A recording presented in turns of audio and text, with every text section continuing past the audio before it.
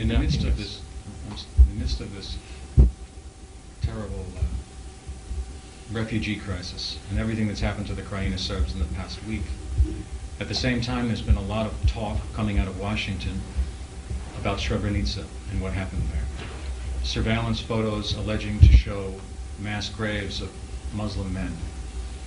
There are thousands of Muslim men missing by all accounts. Are there mass graves outside of Srebrenica? What happened to the thousands of Muslim men and boys who are missing there? I can tell you that in April to May of 1993, an agreement on Srebrenica was signed.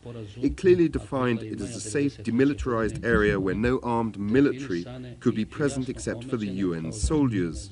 We in Republika Srpska cooperated with the UN soldiers and rendered assistance to the civilian Muslim population, which peacefully stayed in Srebrenica, Zepa, Gorazda, Sarajevo and Bihać for 3 years.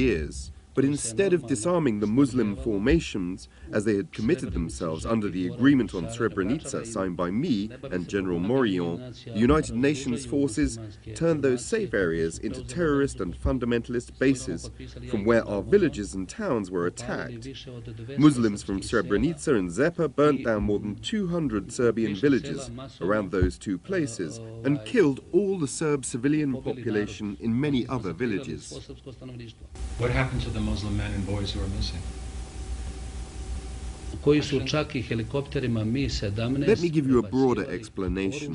Starting from 1993, we didn't take a single action against Srebrenica or Zepa, despite watching how the Muslim side was being armed.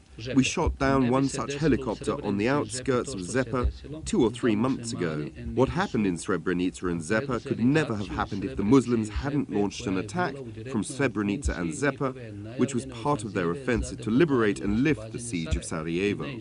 The Muslims attacked the enclave of Sarajevo, also a safe area, though it was not defined as such by any kind of agreement between the two parties. The Muslim attack was carried out from the exclusion zone on Mounts Igman and Bjelišnica, from which the Republika Srpska had pulled out its forces in 1993 and which had been in confidence handed over to the peacekeeping forces with the intention to prevent the presence of both ours and Muslim forces. But the Muslim forces used that situation to their own advantage. They massacred everybody whom they captured alive and killed several of our soldiers in the villages of Višnjica and Banja Lučica. We retaliated with a counter-offensive in that area. We took maximum precautions to avoid casualties among civilians and representatives of the UN Profor, given the fact that NATO aviation was pounding airstrikes on us, including civilian targets on the outskirts of Srebrenica and Zepa.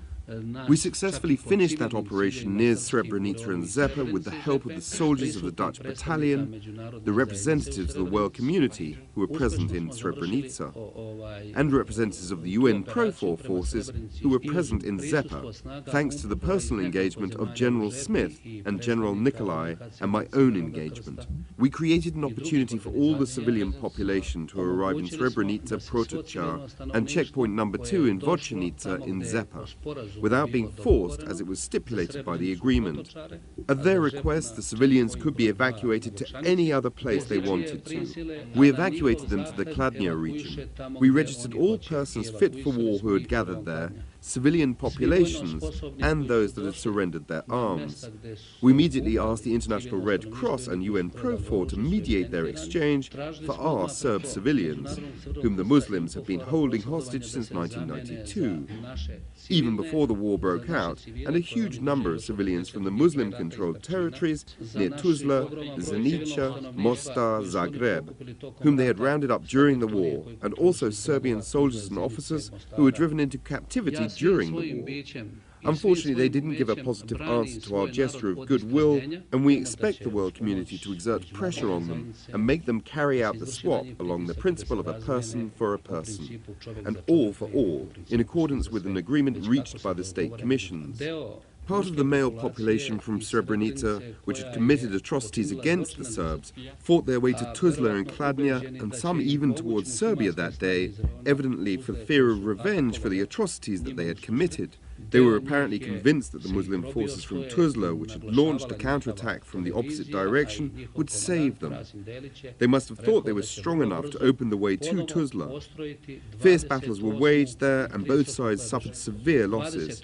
Part of the Muslim forces fought their way to Tuzla, as it was emphasized by their television. The world wants to know what happened in Srebrenica. Can he simply tell us, is he saying that the Muslims who have disappeared were fighting the Serbs and were killed in combat?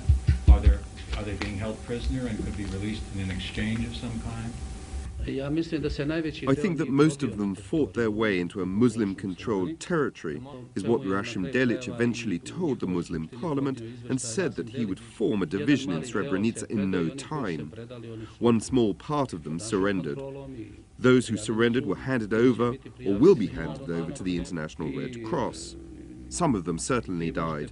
Both theirs and our people died. You can ask representatives of international organizations who were present in Zepa about that. We buried their dead in Muslim graves in that territory. There were no executions and there are no mass graves. Only those who died in battles were buried. For hygienic reasons, their bodies had to be collected and buried in appropriate places until the warring parties agreed to exchange the remains of the dead with each other. So he wants peace. How does he feel being branded a war criminal? I'm going to answer this question now. I've expected that because all of you who come from Western countries have cliches in your head and ask similar questions. I have partly followed that accusation of the Hague Tribunal against me. I am a person who belongs to my people with all my heart, just like my ancestors. Neither I nor my people were the first to start that war. I don't recognize any trials except the trial of my own people.